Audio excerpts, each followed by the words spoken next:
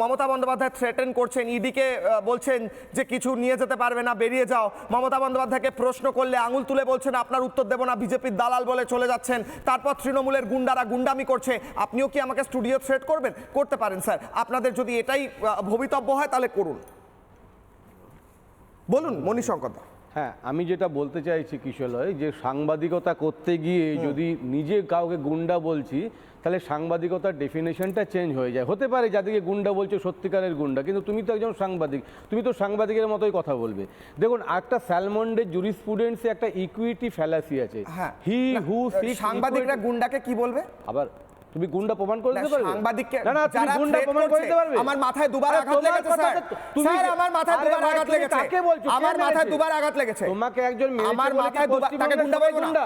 যে আমায় মারবে তাকে গুন্ডা বলবো না? বিজেপি না তৃণমূল? আমি বলেছি ওখানে যারা প্রেজেন্ট আছে তারা গুন্ডা। গুন্ডাকে কি ভাষা বলবো? আমি বলছি কাকে তুমি গুন্ডা, তাহলে তুমি এফআইআর করেছো? গুন্ডাকে কি বলবো? তুমি তাদের নামে গুন্ডাকে কি বলবো? ওটা আমার বিষয় স্যার, আমি আজকে এফআইআর করব কি করব না, কিন্তু আমি কাকে গুন্ডা বলবো সেটা আপনি ডিসাইড করবেন। কুশলয়, আবার তোমাকে বলছি, আমি আমার মতো করে বলবো, তুমি তোমার মতো করে ইন্টারাপ্ট করবে। যখন আমার শেষ হবে আবার তুমি আমাকে প্রশ্ন করছেন, আমি আমাকে কি ঝগড়া করার জন্য ডেকেছো? গুন্ডাকে কি বলবো? তোমাকে কি ঝগড়া কর? তুমি তো চোর। গুন্ডাকে কি বলবো? বলতে পারেন আপনার ইচ্ছা, আপনি যা ইচ্ছা বলুন, ডাকাত বলুন, আপনার নেত্রী বলে দালাল। আমি তোমার, আমি আমার, আপনি বলেন আমরা মানুষের দালাল, আমরা মানুষের মন চুরি করি, তাই আমরা চোর। আমরা চোর স্যার, আমরা মানুষের মন চুরি করি। বুদ্ধিমত্তা দিয়ে আমার কথাটা বলতে চাইছি, তুমি রাগ করছো কেন? আমি আমার মতো করে বলছি। স্যার, রেগে তো আপনি যাচ্ছেন। না, রাখছি না, আমি বলছি আমার কথাটা আমি বলছি, তুমি তোমার মতো করে বলেছো, আমি আমার মতো করে বলছি। আমি বলছি যে স্যালমন্ডের জুরিসপ্রুডেন্সে ইকুইটি ফ্যালাসি আছে, যেটা হচ্ছে he who seeks equity must come with the clean hand. আমি বলছি আজকে যে ঘটনাটা ঘটছে ন্যাক্কারজনক ঘটনা, কালকে হয়তো হাইকোর্টে গিয়ে আবার কিছু দেখবো সত্যি সত্যি তৃণমূল কংগ্রেসের যেভাবে এগুলো হয়েছে খুব খারাপ অবস্থা, ইডি যেটা করেছে হয়তো ঠিক করেছে, আমি এই প্রশ্নে যাচ্ছি না। কিন্তু আমি বলছি যেভাবে ভোটের সময় ইডি সিবিআইকে কাজে লাগানো হচ্ছে, আজকে মনে হচ্ছে 2016 সালে যখন ডিমনিটাইজেশনে হলো, সেটাও তো মনে হচ্ছিল অন্যান্য পার্টিগুলো তার থেকে ফিনান্সিয়ালি উইক করে দেওয়ার জন্য নিজের থেকে একটা ডিসিশন নিয়ে একটা ডিমনিটাইজেশন হলো। এরকম অনেকগুলো সিদ্ধান্ত বিজেপি নিয়েছে। আমি বলছি কোরাপশনকে শেষ করে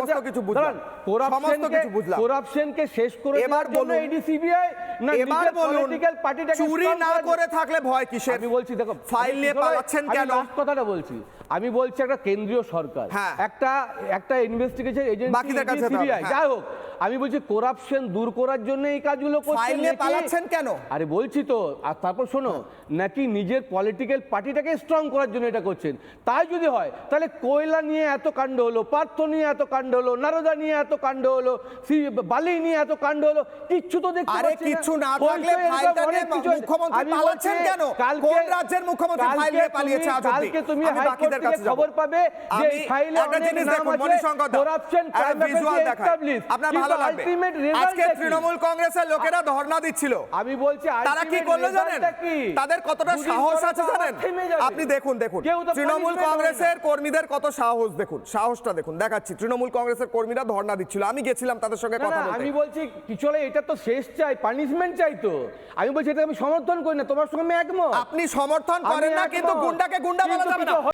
নানা ধরনের কন্টেন্ট দেখার জন্য লাইক করুন, শেয়ার করুন আমাদের ফেসবুক পেজ, সাবস্ক্রাইব করুন আমাদের ইউটিউব চ্যানেল।